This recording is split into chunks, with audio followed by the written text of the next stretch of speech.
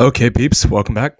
So today we're going to be going over the grayscale trust again and how there was absolute bloodshed in the markets today and where the debt buying opportunities are. So with that being said, let's get it. Okay, so there's a few other things. Before we get into all the charts and stuff, I want to show you guys some stuff. So there's a couple of dividend declarations that we got to talk about. So Curve Invest had their dividend declarations today. So the only one of these 6 that we actually own is TSLP. So TSLP, we have 50 shares currently. The declaration date was actually yesterday, xdate today, and then the payout date is tomorrow. But regardless, if you manage to pick any of these shares up before today, you, according to the way that dividend payouts work, you should get paid this amount per share. So we'll just go over them real quick. So 49 cents, basically roughly about 50 cents for TSLP. The downside on that, unfortunately, is that TSLP got absolutely smashed today. I'm going to show you guys the portfolio in a minute. You'll see what I'm talking about. It's pretty nasty. So NFLP, this is the Netflix one. You guys can see there is a slight increase here, so 48.5 cents. I'll just keep going up the list here. I do actually want to talk about the QQQ here in a minute. So which one was this? MSFY. So MSFY, slight increase, 30 cents. If I'm not mistaken, I believe Microsoft earnings is coming up. We just had Tesla and Google earnings, which were kind of mixed. I didn't really see anything overly dramatic with it. I mean, Tesla's, they're sensitive to rate hikes. Tesla will best perform when the Fed cuts rates, and Google beat expectations, as far as I know. So it wasn't really anything above and beyond or worse than what I expected. So I'm not really understanding why the market's selling off. I think it might be some kind of negative gamma situation. Algo is just shorting the crap out of the market. It wouldn't surprise me if that was the case. So this one is, which one is this? This is the GOOP ETF. So 33.5 cents, slightly higher than last month. AAPY. It's the Apple one. This one's not going to pay as much as some of these other ones, again, because Apple's not really all that volatile. So 28 cents, still higher than last month. AMZP. I would say that, Amazon, in terms of like all these companies, the ones that in my opinion would probably be most recession proof, and I'm not bringing up recession. I don't think there's going to be a recession. I just think that people think there is because, there's some kind of pullback in the markets. But I would say the ones that are most resilient in those instances would be all of them, but especially companies like Microsoft, Apple, and Amazon. And I say that because Microsoft has products that everybody uses. Apple has, hundreds of billions of dollars in cash reserves, and Amazon, well, you can literally buy anything on Amazon with Amazon Prime, cheap or expensive, and have it shipped to you. So they deliver stuff pretty much all over the world. So I would say that's a pretty bulletproof business model. So 32 cents here on AMZP. Now, the quick note I wanted to go over here on the QQQ is this one's interesting. So it's a new fund. It has 1.29% gross expense ratio with a net expense of 0.99. I'm not sure what the difference is there and what it means. I will say this. I looked briefly at it. It does have a lot of the same symbols that are single stock ETFs that they have available that people can buy. But what's interesting about this is it shows like as if there is going to be some kind of dividend payout for this, but it doesn't show like a declaration date or anything. So that's quite curious.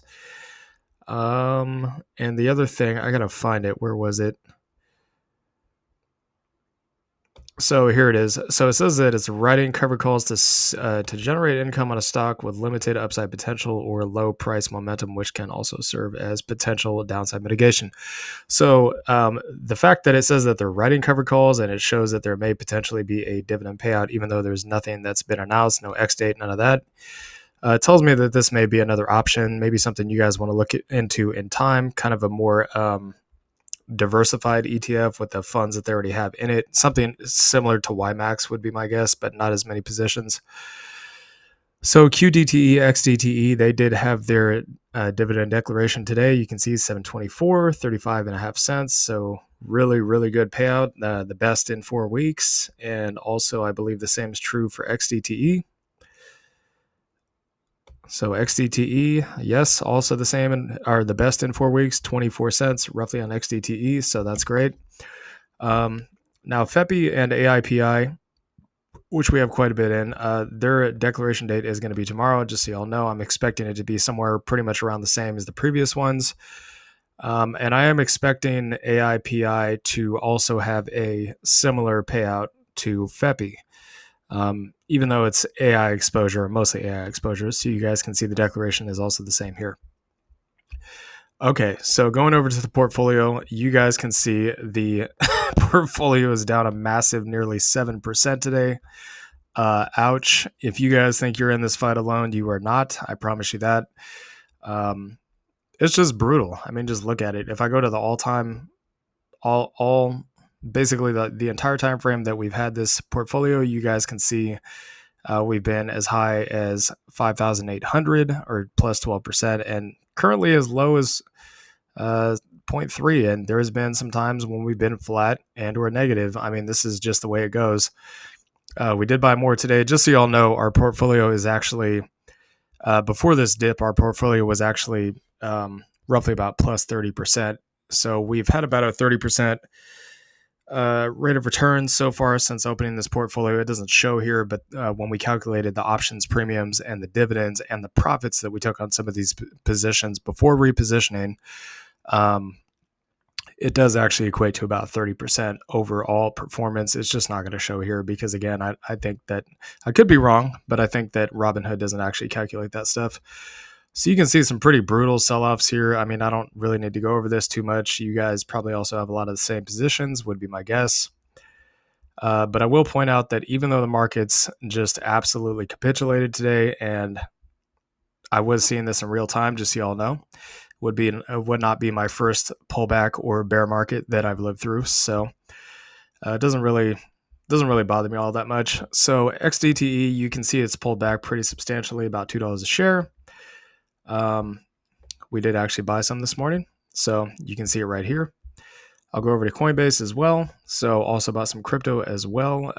These spot E3 ETFs are now trading, so we plan on picking some of that up. But I'm going to show you guys the buy that we had here this morning as well on Filecoin, even though basically the entire crypto space and stocks are just getting absolutely smashed.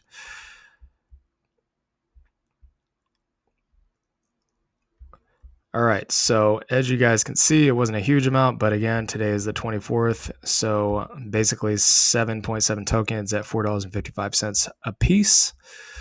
So we're buying the fear. All right, so a couple of the things I want to point out to you guys is, once again, I think the SPX is likely probably getting pretty close to getting oversold. If it gets below this channel, then I'd be a little worried at that point. We'll just have to wait and see. I don't think it's actually going to break below the channel, especially with today's massive sell-off. You can see this stocks above the 50-day moving average, minus 37%. Something else to keep an eye out on is the yield curve uninversion. So it's getting very close for the curve to uninvert. That is a little bit concerning. We'll have to keep a lookout on that. But as you guys can see, pretty much everything across the board, just about from dividend paying stocks to covered call ETFs to swing trade stocks to crypto to dividend growth stocks. I mean, tech stocks, you name it. Everything has been absolutely bludgeoned today. Tesla was down a massive 12.5% nearly. The Bitcoin miners got smashed, so we're feeling that. SoundHound got smashed. AMC got smashed. So yeah, pretty much literally everything. All of the futures indexes down 2 to 3, 1 to basically 1, looks like 1.25 to over 3.5%. Huge drops here. Yeah, literally everything is down. So don't feel bad if you guys are feeling the pain. We're feeling the pain too. All right, so LTCN. I'm going to fly through these real quick. I'm going to say the same thing I said last time. Okay, so 18 pretty much all the way up to when these two lines converge would be support here. So $18 to $24, somewhere in there. Resistance 25 to 27. Swing high up here 54. Above and beyond that, you're looking at 75, 100 to 135, 3 to 400, and then 510, which is the all-time high. So if I just measure it from the trend line to support, you're looking at 42% and then 180% respectively. BCHG, again, do expect this resistance to hold. Why? Because it was held down by a control bar by the bears during basically a bear market swing high before complete capitulation. So as of right now, support 680 to about 770, resistance 10.25 to about 12.5, and then you have these levels up here, which range from roughly about 18 to 20 and 24 respectively. I do expect this thing, if this market sentiment continues, I expect BCHG to come down to this green support here. If it does, you're looking at about 78% to 180%, and then all the way up to roughly about 235%. HZEN, it's coming back down, could hit support, so 390 to about 420, 690 to $8, and 1050 all the way at the swing high. So from the pullback target all the way to the resistance, 100%, and then all the way up to the swing high, 158%. And you guys got to understand, I mean, the best time to buy anything when it comes to risk on assets is when there's fear in the markets. Okay. And right now, I can tell you all, based on the dump I'm seeing, I'd say there's a lot of fear in the markets. It doesn't mean it can't go lower. Okay. And there is a such thing as trying to catch a falling knife, but I will just say that this is part of the reason why we DCA. We don't usually do massive position trading, especially like we're a little, it's not that we don't have the grit to do it. It's just that with the Fed rates being at all-time highs, we're a little hesitant to be aggressive. There is a lot of money sitting on the sidelines in cash with people just simply not doing anything with their money that have money because of the potential of the uninversion of the yield curve. And, you know, pretty much everything that goes after that. So ETCG, it looks like it's going to come back down to support. So you're looking at 870 to about 990. I'd be looking for this area up here somewhere. So 1750 to about, I say about $20 roughly. So from that point all the way up to the swing high up here, we'll just call this one 110%. And then this one up here, 117%. ETH, we're not going to cover that anymore because they got a conversion. As you guys know, it's everything has gone down. Okay, Ethereum included. Unfortunately, sometimes the markets, the stock and crypto markets are correlated. As you guys can see, they are right now, and sometimes they are not. So, but yeah, the ETH is down as well, as you guys can see, 3%. So PhilG, this thing did actually move down much more than I expected. So it's below these previous candles. If it ends the week like that, then I suspect it's going to come down here to 37 to 40. Once again, as I've said before. And then the target would be all the way up here at all-time highs. Now, it could go past all-time highs, and it may not. I'm just giving you guys a target that is measurable at this point in time. We talk about future potential targets that have not actually had price discovery, candlestick price action trading yet in different videos. So 803% move on this one. GBAT, this thing is really edging on the bottom of support here, so we'll have to keep an eye out on that. But as of right now, it pretty much is sitting at the base of support here. So 780 to about $10, and then the target's all the way up there at the highs, so 32. From the current price to the highs, you're looking at roughly about 315%. GLIV, so I do suspect this one's going to come down to support, so 12 to about 15. The swing high all the way up here at 80. And I say that I suspect this is going to come down to support because if it closes this candle below this trend line, then that means that it's not ready yet to break out. It doesn't mean that it won't break out. It just means it's not ready to do it yet. So the move then would be 500%. G-Link, this has actually come back down as a support. So it's come a little bit deeper. I suspect it's probably going to come down and touch the bottom of the support. So support zone is 65 to about, 65 to about, we'll just call it 85. Use some round numbers here, 65 to 85. So the swing high and the all-time high up there at 220. So that move would then become roughly about 200-ish%. GSOL, this one surprisingly is actually holding up pretty well. Again, I think it's on the potential of a spot Solana ETF. We'll have to see about that one. I would not touch this because the drop from here down to support, if there is some kind of crazy black swan event or something, would be nearly 70%. So I'd be looking to buy down here, but this is 169 to 200 at support and 580 at the top. Again, I'm just telling you guys what I would do. You can do what you want to with your own money. So 211% move here. GXLM, it's not really confirming a close below this candle yet, but if it does, likely, I mean, based on the way it looks right now, I would say it's probably likely it is going to come down and touch this white line. So $25. The swing highs up there is 70, and then you got 52 to about 58. So assuming it gets down to that white line there, 135% and then 180% respectively. Meta, so yeah, this is interesting. This one's actually gone lower than the support. We'll have to wait and see if it closes that way on the week. With the big, massive drop we saw in the markets today, I expect some kind of reversal tomorrow. I am expecting the markets to go up tomorrow. Plus, we also have the Bitcoin, the Nashville Bitcoin conference. So I suspect tomorrow is probably going to be a bullish day. Am I guaranteeing this? No. Nobody can predict the markets. Nobody knows the future, but I suspect there's probably a good likelihood that's going to happen. So I'm looking at $11 at this point as support. Again, this support here, if it does get back in there, is 18 to about 20. The swing high, all-time high, is all the way up there at 70. So we'll measure these both. So from the support, this upper support here to the high, 280. And then from the line down here all the way to the all-time highs, roughly about 540%. So if it's worth the wait, if it's worth the wait to get down to that white line, whether it is or not, that's up to you guys. So Zcash didn't really move much. That's quite interesting. So basically $4.04 and $4.40, sorry, and 510 at support. And then resistance up here, 8 to 970 at the wick high up there, you're looking at about 10 and a quarter. So from the current price all the way up to the swing high, roughly about 107% move.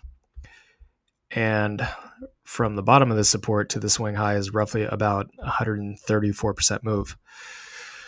So I'll say this, I know a lot of people are like pro all 100% grayscale. And that's fine. I don't have an issue with anybody doing that. Everybody's free to invest how they want. We like to have a mixed bag. Okay. So we like to have like half of our exposure to crypto in passive income investments and the other half in just raw crypto. No passive income, just raw crypto exposure through the Grayscale Trust Bitcoin miners or the native crypto. Again, the Bitcoin miners, you can do options on those. You can sell and buy options. We don't buy options. We just sell them. As a way to generate income. But if you didn't want to do that, it would just be like a swing trade. And we're doing this now because the Fed is not printing money currently. If the Fed was printing money, we would be much more apt to want to take larger levels of risk. So we're kind of taking measured risk at this point, not trying to do stupid things, just taking measured risk. That's just how we approach it. Everybody's different. Everybody's got their own different methods and strategies, and that's fine. That's okay. So anyways, this is the Grayscale Trust for the day. Hope you all enjoyed this content. Please like, comment, and subscribe, and I'll see y'all later. Peace.